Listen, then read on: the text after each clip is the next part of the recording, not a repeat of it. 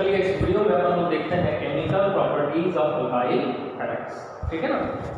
जैसे कि आप जानते हैं जो अल्काइल हैलाइड्स हैं इनमें कार्बन हैलोजन बॉन्ड होते हैं और आपको पता है कि कार्बन और हैलोजन की इलेक्ट्रोनेगेटिविटी में काफ़ी ज़्यादा डिफरेंस होता है और इतने ज़्यादा डिफरेंस होने के कारण जो शेयरिंग का इलेक्ट्रॉन है वो ज़्यादातर डाइवर्टेड रहता है किसकी तरफ, हैलोजन की तरफ। मतलब इसमें पार्शियल पोलर कैरेक्टर जनरेट हो जाता है, इस पर पार्शियल नेगेटिव चार्ज आता है और उसके कारण ये जो कार्बन है वो पार्शियल पॉजिटिव चार्ज कैरी करता है और हम कहते हैं कि ये कैसे कैरेक्टर का होता है, पोलर। अब देखिए जो हैलोजन है ये हाईली इलेक्ट्रोनेगेटिव होने के कारण कार्बन जो अपने शेयरिंग का इलेक्ट्रॉन इसकी तरफ पुश करता है। पुश करने के कारण हैलोजन में एक लिविंग एबिलिटी आ जाती है। कौन सी एबिलिटी? Living ability. और लिविंग एबिलिटी के कारण, कौन सी एबिलिटी के कारण? लिविंग एबिलिटी के कारण ये जो है वेरी, हम कह सकते हैं स्ट्रॉन्ग लिविंग ग्रुप होते हैं। कैसे ग्रुप होते हैं? Strong leaving group. और स्ट्रॉन्ग लिविंग एबिलिटी के कारण यानी लिविंग एबिलिटी के कारण जनरली जो अल्काइल हैलाइड्स होते हैं वो न्यूक्लियोफिलिक सब्स्टिट्यूशन रिएक्शन शो करते हैं। किस तरह का सब्स्टिट्यूशन शो करेंगे? न्यूक्लियोफिलिक यानी न्यूक्लियोफाइल यहाँ जाकर लिंक हो जाते हैं और यहाँ से X क्या हो जाते हैं, निकल जाते हैं और इसीलिए हम कहते हैं कि ये कौन सी रिएक्शन देते हैं? न्यूक्लियोफिलिक सब्स्टिट्यूशन रिएक्शन, है ना। Nucleophilic substitution reaction. देखिए समझते जाइए, बहुत इजी है ना। बस आपको ध्यान देना पड़ेगा। तो जो नए यूजर्स हैं उनको भी समझ में आएंगे, बाकी जो हमारे पुराने स्टूडेंट्स हैं जिनके लिए हम लोग क्लास अरेंज किए हैं ड्यू टू कोरोना वो तो आराम से इसको समझ रहे हैं क्योंकि जीओसी पार्ट में सब बातों को हम लोग डिस्कस कर चुके हैं, बस अभी इसको हम लोग रिवाइज कर रहे हैं। तो देखिए यहाँ पर हमने बोले कि हैलोजन की इलेक्ट्रोनेगेटिविटी ज़्यादा है जिसके कारण इसमें लिविंग एबिलिटी होती है और इसलिए हम बेटर लिविंग ग्रुप कहलाते हैं। ये कैसे लिविंग ग्रुप कहलाते हैं? Better leaving group. और ये न्यूक्लियोफिलिक सब्स्टिट्यूशन रिएक्शन शो करते हैं। अब चूंकि यहाँ लिविंग एबिलिटी होती है तो कार्बन हाइड्रोजन बॉन्ड में हैलोजन पर नेगेटिव चार्ज आता है और कार्बन पर पॉजिटिव। मतलब हम ऐसा कह सकते हैं कि यहाँ पर जो कार्बन है वो कार्बोकेटायन मैकेनिज्म को फॉलो करते हैं। कौन सा मैकेनिज्म को फॉलो करते हैं? कार्बोकेटायन। और इसीलिए जो रिएक्टिविटी ऑर्डर होता है, reactivity order towards nucleophilic substitution reaction, तो ज़्यादा जो होगा वो कौन सा होता है? Tertiary alkyl halide. सबसे ज़्यादा किसमें होगी? Tertiary alkyl halide. फिर किसका होगा? हाँ बिल्कुल सही, सेकेंडरी अल्काइल हैलाइड, है ना, सेकेंडरी अल्काइल हैलाइड। और लेस जो रिएक्टिविटी होगी वो किसकी होगी? Primary alkyl halide. तो ये रिएक्टिविटी ऑर्डर है towards nucleophilic substitution reaction, tertiary alkyl halide, secondary alkyl halide और प्राइमरी अल्काइल हैलाइड्स। ठीक है ना। ये तो केस हो गया कि जो हैलाइड्स हैं अपन लोग लेते हैं उसके टर्म में। टर्सरी मतलब आप कोई भी टर्सरी का एग्जाम्पल ले सकते हैं और यही हैलाइड्स जो है वो अलग अलग हो सकते हैं। क्लोराइड हो सकते हैं, ब्रोमाइड हो सकते हैं, आयोडाइड हो सकते हैं, फ्लोराइड हो सकते हैं। तो अल्काइल फ्लोराइड हो गया, अल्काइल क्लोराइड हो गया, अल्काइल ब्रोमाइड हो गया, अल्काइल आयोडाइड हो गया। तो यहाँ रिएक्टिविटी की अगर हम बात करें, इसकी बात करें रिएक्टिविटी, तो रिएक्टिविटी ऑर्डर जो सबसे ज़्यादा होगा वो किसका होगा? Ri, क्योंकि आयोडीन का साइज बड़ा है। कार्बन और आयोडीन का साइज बढ़ने से डिस्टेंस बढ़ेगी तो बॉन्ड कैसे होने लगेंगे? वीक। तो यहाँ अल्काइल आयोडाइड, फिर अल्काइल ब्रोमाइड, फिर कौन होगा आपका? अल्काइल क्लोराइड, है ना।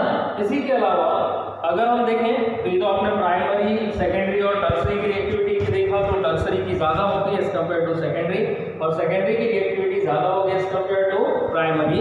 वैसे अल्काइल हैलोजन के केस में जैसे जैसे आपके यहाँ पर हैलोजन का साइज बढ़ेगा उसकी रिएक्टिविटी भी क्या हो जाएगी? बढ़ जाएगी। ठीक है ना। तो हमने जैसे कि बात किया कि जो अल्काइल हैलाइड्स है यहाँ पर हैलोजन में स्ट्रॉन्ग लिविंग एबिलिटी होती है और स्ट्रॉन्ग लिविंग एबिलिटी के कारण जो अल्काइल हैलाइड है commonly nucleophilic substitution reaction show करते हैं। एन मतलब न्यूक्लियोफाइल जो कि लोन पेयर कंसिस्ट करते हैं, इसमें हमने नेगेटिव चार्ज लगा दिए। अब यहाँ पर जब हमने रिएक्शन कराई तो आप देख सकते हैं कि यहाँ पर हैलोजन जो है वो सब्स्टिट्यूट हो जाता है अपने से ज़्यादा स्ट्रॉन्ग न्यूक्लियोफाइल से, और हैलोजन रिलीज हो जाता है और यहाँ पर एक सब्स्टिट्यूट प्रोडक्ट फॉर्म करता है, जिसको हम कहते हैं substitution. Which type of substitution? Nucleophilic substitution reaction. Means we can say alkyl halides are generally undergo for nucleophilic substitution reaction, है ना, substitution reaction याद रहेगा। Alkyl halide generally undergo for what? Nucleophilic substitution reaction. और जैसे कि GOC part 2 में अपन ने समझा था कि न्यूक्लियोफिलिक सब्स्टिट्यूशन रिएक्शन जनरली 3 तरह का तो अपन लोग लेते हैं। पहला होता है SN1 यानी यूनिमॉलिक्यूलर न्यूक्लियोफिलिक सब्स्टिट्यूशन रिएक्शन। क्या होता है? SN1 यानी यूनिमॉलिक्यूलर न्यूक्लियोफिलिक सब्स्टिट्यूशन। दूसरा जो हमने देखा था वो देखा था SN2 यानी बायमॉलिक्यूलर न्यूक्लियोफिलिक सब्स्टिट्यूशन रिएक्शन। और तीसरा था conjugated base nucleophilic substitution reaction. क्या था? Conjugated base nucleophilic substitution reaction. तो कितने तरह की सब्स्टिट्यूशन की चर्चा की थी आप लोगों ने? एक था SN1, दूसरा क्या था SN2 और तीसरा क्या था SNCB। C मतलब कॉन्जुगेट और B मतलब बेस। तो SN1 में देखिए यार समराइज भी कर रहा हूँ, कोशिश भी करता हूँ कि आपको इसके बाकी चीज़ें भी मैकेनिज्म के साथ समझा दूँ। ऑलरेडी अपन ने जीओसी पार्ट 2 में काफ़ी डिटेल में इसको पढ़ा हुआ है, फिर भी हम नए यूजर्स के लिए थोड़ी चीज़ें इंक्लूड यहाँ पर करके चलेंगे। तो SN1 की बात करें, SN1 जो रिएक्शन की बात करें, SN1 का मतलब होता है, S का मतलब सब्स्टिट्यूशन, N का मतलब न्यूक्लियोफिलिक, 1 का मतलब यूनि, और इसलिए हम कहते हैं इसको यूनिमॉलिक्यूलर न्यूक्लियोफिलिक सब्स्टिट्यूशन। क्या कहते हैं? Unimolecular nucleophilic substitution. तो इसमें कुछ फैक्ट डाले थे। SN1 कौन दिखाएगा? ऐसी रिएक्शन जो फर्स्ट ऑर्डर रिएक्शन मैकेनिज्म को फॉलो करेगी, है ना। इसमें अपन ने पहली चीज देखे थे रिएक्शन विच फेवर किसको फेवर करती है? First order reaction mechanism. First order reaction mechanism जो फर्स्ट ऑर्डर रिएक्शन मैकेनिज्म को फॉलो करे, है ना, वो क्या लिखा था? आपने देखा था SN1। क्या होता है? SN1। कौन SN1 दिखाएगा? जो फर्स्ट ऑर्डर रिएक्शन मैकेनिज्म को फेवर करेगा। सेकेंड, अपन ने देखा था कि SN1 जो होता है डिपेंड्स ऑन कार्बोकैटायन स्टेबिलिटी। किस पर डिपेंड्स करता है? Depends on carbocation stability. ये किस पर डिपेंड करता है? कार्बोकैटायन स्टेबिलिटी पर डिपेंड करता है। तीसरा है ना, ये कभी भी जो होता है पोलर प्रोटिक सॉल्वेंट के प्रेजेंस में होता है। कैसा सॉल्वेंट होना चाहिए इसमें? पोलर प्रोटिक सॉल्वेंट, जैसे कि वाटर यानी H2O, इथेनॉल यानी कि C2H5OH, है ना। SN1 मैकेनिज्म का फुल प्रॉपर्टी अपन ने ऐसा पढ़े थे, जिसको हम लोग प्रॉपर्टीज में डिस्कस किए थे। वो था कि ये रेशमाइजेशन और इन्वर्जन दोनों चीज को फेवर करता है ना। कौन कौन सी प्रोसेस को करता है? रेशमाइजेशन और कौन सा? रेशनाइजेशन और इन्वर्जन। दोनों चीज़ों की बातें यहाँ पर हमने देखा था। इन्वर्जन दोनों चीज को फेवर करता है, रेसनिक मिक्सचर भी फॉर्म करता है और इन्वर्जन कॉम्प्लिकेशन भी देता है। फिर हमने देखा था कि इसमें जो एनर्जी प्रोफाइल डायग्राम होता है ये 2 स्टेप मैकेनिज्म होता है। कितने स्टेप में फेवर करता है? 2 स्टेप मैकेनिज्म। 2 स्टेप मैकेनिज्म ये पहले कार्बोकैटायन फॉर्म करता है और देन प्रोडक्ट फॉर्म करता है ना। मतलब यहाँ पर 2 स्टेप होती है, 2 स्टेप होती है और ये क्या होती है? 5 स्टेप, जिसको अपन ने 2 स्टेप को रेट डिटर्मिनेशन स्टेप भी डिसाइड किया था। तो एक में जब हम इसका देखते हैं तो यहाँ पर आप जानते हैं कि एनर्जी में पहले बॉन्ड फ्यूजन करता है और बॉन्ड फ्यूजन करके फिर अगेन वो एक्टिवेशन एनर्जी को कैरी करता है और यहाँ पर प्रोडक्ट फॉर्मेशन करता है। तो ये एनर्जी प्रोफाइल डायग्राम लिखे थे, है ना। यहाँ पर हमने लिया था क्या? रिएक्टेंट। क्या लिया था? रिएक्टेंट। और यहाँ पर हमने जो बनाया था क्या था? प्रोडक्ट। ये कह रहा था आपका फर्स्ट ट्रांजिशन स्टेट या EA1 से दिखाए थे एक्टिवेशन एनर्जी, और यहाँ पर था आपका E2 यानी सेकेंड एक्सीवेशन एनर्जी, और यहाँ होता है कार्बोकेटायन। क्या फॉर्म करता है यहाँ पर? कार्बोकेटायन, जिसको हमने कहा था फॉर्मेशन ऑफ कार्बोकेटायन, है ना? क्या कहा था? Formation of carbocation. ये कहलाता है आपका TS1 और ये कहलाता है क्या? TS2। तो फर्स्ट एक्टिवेशन एनर्जी ज्यादा होती है as compare to second activation energy. तो ये हमने देखा था SN1 के फेवर में बातें कुछ कि भाई reaction which favour first order reaction mechanism, है ना, डिपेंड्स ऑन कार्बोकेटायन स्टेबिलिटी, है ना। यहाँ पर जो सॉल्वेंट होता है वो कैसा होता है? पोलर प्रोटिक सॉल्वेंट, जैसे कि वाटर, जैसे कि इथेनॉल। ये टू स्टेप मैकेनिज्म होती है और ये रेस्माइजेशन को भी फेवर करता है और सम केसेस में इन्वर्जन को भी ये फेवर करता है। ठीक है, अगर हम रिएक्टिविटी ऑर्डर देखें तो रिएक्टिविटी ऑर्डर जो हमने डिस्कस किया था कि SN1 की रिएक्टिविटी किधर बढ़ती है, तो जैसे हमने यहाँ पर लिया प्राइमरी अल्काइल हैलाइड, क्या लिया था? Primary alkyl halide. फिर दूसरा था secondary alkyl halide, secondary alkyl halide, और तीसरा था थर्ड डिग्री यानी कि टर्सरी अल्काइल हैलाइड। तो देखिए 1 डिग्री, 2 डिग्री और 3 डिग्री में आपने देखा था कि जैसे जैसे हम लोग जो है जैसे जैसे टर्सरी अल्काइल हैलाइड की तरफ चलते हैं, किसकी तरफ चलते हैं? टर्सरी अल्काइल हैलाइड की तरफ, SN1 mechanism increases, SN1 mechanism increases, है ना। ये SN1 मैकेनिज्म जो होती है वो क्या होती है? इंक्रीज, है ना। तो ये कुछ फैक्ट्स हैं जो सब्स्टिट्यूशन रिएक्शन में हमको पता होना चाहिए, है ना। पहला फैक्ट क्या है कि reaction favour first order mechanism, दूसरा depends on carbocation stability, third polar protic solvent होना चाहिए जैसे कि वाटर है, इथेनॉल है, इसमें रेस्माइजेशन होता है और इन्वर्जन कॉन्फिगरेशन होता है। एनर्जी प्रोफाइल डायग्राम में पहले बॉन्ड फिजन होता है यानी कार्बोकेटायन बनता है और देन जो है बॉन्ड फॉर्मेशन होता है। यहाँ पर पहली जो प्रोसेस होती है ये एंडोथर्मिक होती है क्योंकि देखिए ये एनर्जी है और यहाँ पर एनर्जी है, तो एनर्जी डिफरेंस कैसा मिलेगा आपका? पॉजिटिव। तो पहला होता है एंडोथर्मिक और दूसरा क्या होता है? एक्सोथर्मिक, है ना। तो इसलिए एक स्लो प्रोसेस होती है और एक कैसे होती है? फास्ट। तो जो स्लो प्रोसेस होती है उसी को हम लोग रेट डिटर्मिनेशन स्टेट में कंसीडर किया।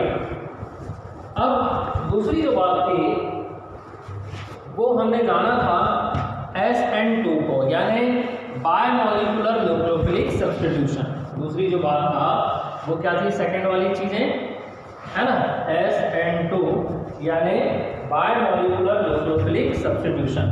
तो देखिए दूसरे में हमने SN2 में क्या देखे थे? SN2 mechanism. तो देखिए SN2 में, SN2 मतलब S for substitution, N for nucleophilic, 2 मतलब बायोमॉलिक्यूलर न्यूक्लियोफिलिक सब्स्टिट्यूशन। तो पहला था इसकी प्रॉपर्टी में, फर्स्ट प्रॉपर्टी आपने देखे थे, इट फेवर, है ना, second order favour, second order mechanism. ये जो है किसको फॉलो करता है? सेकेंड ऑर्डर मैकेनिज्म, है ना। मतलब ये जो है सबस्ट्रेट और अटैकिंग रिएजेंट दोनों के कंसंट्रेशन पर डिपेंड करा था। ऑर्डर में अगर हम लेंगे तो इसके लिए जो रेट अपन ने फाइंड किया था, तो रेट जो था वो डायरेक्टली प्रोपोर्शनल था कंसंट्रेशन ऑफ अल्काइल हैलाइड और कंसंट्रेशन ऑफ हाइड्रोक्सिल ग्रुप। तो ये दोनों के कंसंट्रेशन, मतलब ये हो गया सबस्ट्रेट और ये क्या हो गया आपका अटैकिंग रिएजेंट, ये दोनों पर डिपेंड करता है। दूसरी बात, ये पहली बात तो क्या भाई, ये सेकेंड ऑर्डर मैकेनिज्म को फॉलो करेगा। कौन सा ऑर्डर मैकेनिज्म को फॉलो करेगा? Second order mechanism. दूसरी बात देखिए, डज नॉट डिपेंड्स ऑन, है ना, चूंकि डायरेक्ट स्टेप होती है। कैसे स्टेप रिएक्शन होती है?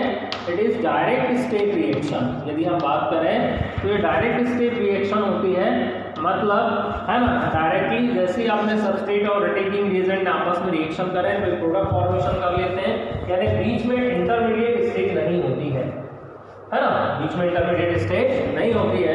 तो डायरेक्ट स्टेज क्या होती है? Step mechanism. और इसीलिए ये जो रिएक्शन है वो कार्बोकेटायन स्टेबिलिटी पर डिपेंड नहीं करती है ना, डज नॉट डिपेंड ऑन, है ना, does not depends on carbocation stability. ये कार्बोकेटायन स्टेबिलिटी पर डिपेंड नहीं करती है क्योंकि ये डायरेक्ट स्टेप रिएक्शन होती है स्टेबिलिटी। ठीक, याद रहेगा। तीसरी बात, यहाँ पर जो सॉल्वेंट्स है एप्रोटिक होना चाहिए। कैसा होना चाहिए? It's depends on aprotic solvent. किस पर होना चाहिए? एप्रोटिक। प्रोटिक नहीं, कैसा होना चाहिए? ओ एप्रोटिक। एप्रोटिक जैसे DMSO है ना, PHF, एसीटोन। तो इस तरह के आप सॉल्वेंट ले सकते हैं जो एप्रोटिक है, मतलब जिसमें प्रोटॉन डोनेशन की टेंडेंसी नहीं होती है ना, इनके प्रेजेंस में रिएक्शन होती है। ठीक, अब अगर हम देखें तो यहाँ पर बैक साइड अटैक होता है, फ्रंट साइड अटैक नहीं करता है, बैक साइड। और बैक साइड अटैक होने के कारण इनके अगर मॉलिक्यूल में मान लीजिए कायरल सेंटर है या ऑप्टिकल एक्टिविटी है तो वो इन्वर्जन कॉन्फ़िगरेशन देता है। क्या देता है? इन्वर्जन कॉन्फ़िगरेशन, यानी यहाँ जो कॉन्फ़िगरेशन होता है वो वॉल्डन इन्वर्जन होता है। क्या होता है? Walden inversion configuration. GOC2 में इन सब चीज़ों को अपन ने डिस्कस किया हुआ है ना। तो ये कहते हैं वॉल्डन इन्वर्जन कॉन्फ़िगरेशन पर डिपेंड करते हैं, यानी इसको हम कहेंगे यहाँ जो इन्वर्जन होता है, मतलब अगर D फॉर्म में कोई अल्काइल हैलाइड है तो L में कन्वर्ट हो जाएगा, L में है तो D में कन्वर्ट हो जाएगा, मतलब ऑप्टिकल एक्टिविटी यहाँ क्या हो जाती है? चेंज, क्योंकि न्यूक्लियोफाइल यहाँ पर बैक साइड अटैक करता है। कैसा अटैक करता है? Back side attack.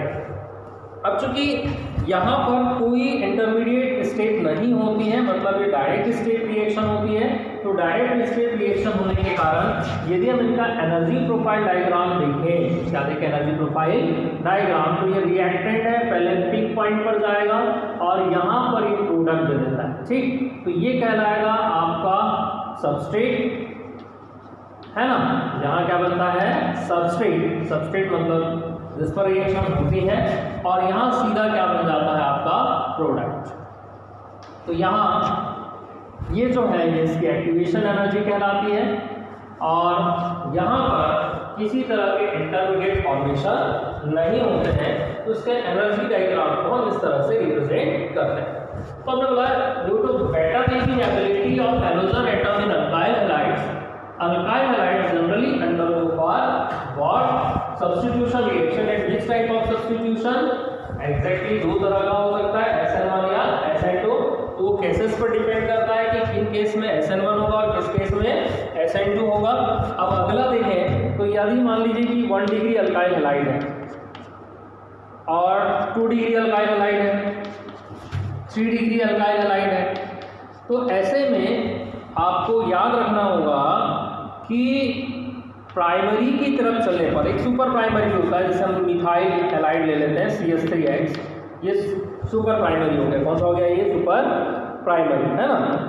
तो जैसे जैसे हम लोग प्राइमरी अल्काइल हैलाइड की तरफ आएंगे, जैसे जैसे क्या होंगे? प्राइमरी अल्काइल हैलाइड की तरफ आएंगे, SN2 मैकेनिज्म जो होगा वो इंक्रीज होगा। कौन सा मैकेनिज्म इंक्रीज होगा? SN2। इसकी तरफ आने पर, प्राइमरी अल्काइल हैलाइड की तरफ आने पर SN2 मैकेनिज्म क्या होता है? इंक्रीज। 3rd डिग्री जो अल्काइल हैलाइड होता है ये SN1 को फेवर करता है, SN2 नहीं देता है ना।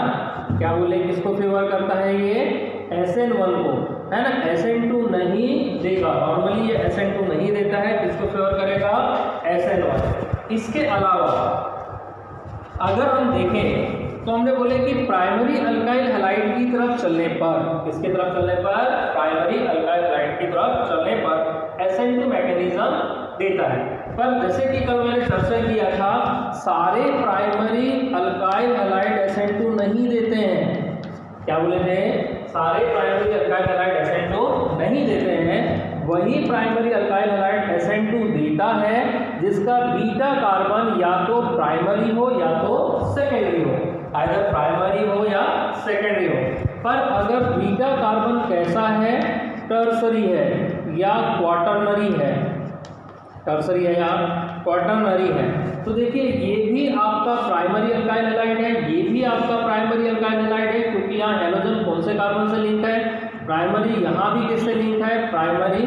पर ये जो है वो SN2 देगा, पर ये जो है वो क्या देगा? बंधन ऐसा कार्बोकेटाइन स्टेबिलिटी के कारण होता है, यहाँ पर जो पॉजिटिव चार्ज होता है वो रीअरेंजमेंट होता है। अब रीअरेंजमेंट हो रहा है, क्या हो रहा है, रीअरेंजमेंट, और इसीलिए इसको हम रखते हैं कॉन्जुगेटेड बेस न्यूक्लियोफिलिक सब्स्टिट्यूशन में। किसमें रखते हैं, मतलब जहाँ रीअरेंजमेंट होगा या कि हाइड्रोजन शिफ्टिंग होगी या अल्काइल शिफ्टिंग होगी, वो जो न्यूक्लियोफिलिक सब्स्टिट्यूशन है उसको हम लोग कहते हैं कॉन्जुगेटेड बेस न्यूक्लियोफिलिक सब्स्टिट्यूशन। क्या कहेंगे, कॉन्जुगेटेड बेस न्यूक्लियोफिलिक सब्स्टिट्यूशन। तो जनरली अल्काइल हैलाइड एक ऐसा सब्सटेंस होता है जिससे लगभग ऑर्गेनिक कंपाउंड्स बनाए जाते हैं। लगभग ऑर्गेनिक कंपाउंड मतलब अल्काइल हैलाइड आप अल्कोहल बना सकते हैं, ईथर बना सकते हैं, साइनाइड बना सकते हैं, आइसोसाइनाइड बना सकते हैं, आयो अल्कोहल बना सकते हैं, एसिड्स का भी फॉर्मेशन कर सकते हैं। तो अल्काइल हैलाइड कह सकते हैं कि प्राइमरी ऑर्गेनिक कंपाउंड होता है तो दूसरे ऑर्गेनिक कंपाउंड के लिए हम जिसको इनिशिएट में लेते हैं, मतलब जिससे हम लगभग ऑर्गेनिक कंपाउंड को बना सकते हैं। इसमें जो कन्वर्जन रिएक्शंस होती हैं उनमें हम लोग की ज़्यादातर कोशिश होती है कि कन्वर्जन में किसी चीज़ को अल्काइल हैलाइड में कन्वर्ट कर लें ताकि हम बाकी सब चीज़ें वहाँ से जनरेट कर सकते हैं। ठीक है, तो ये तो था कि हमने बताया कि जो अल्काइल हैलाइड है generally undergo for nucleophilic substitution reaction, और दो तरह के सब्स्टिट्यूशन होते हैं जिसको अपन GOC2 में काफ़ी डीप लेवल तक डिस्कस किए थे। यहाँ पर मैंने आपको समराइज कराया कि किस केसेस में SN1 होगा, किस केसेस में SN2 होगा और किस केसेस में nucleophilic conjugated base nucleophilic substitution reaction होगा। अब हम अल्काइल हैलाइड की रिएक्शन पर चलेंगे, है ना, अगले वीडियो।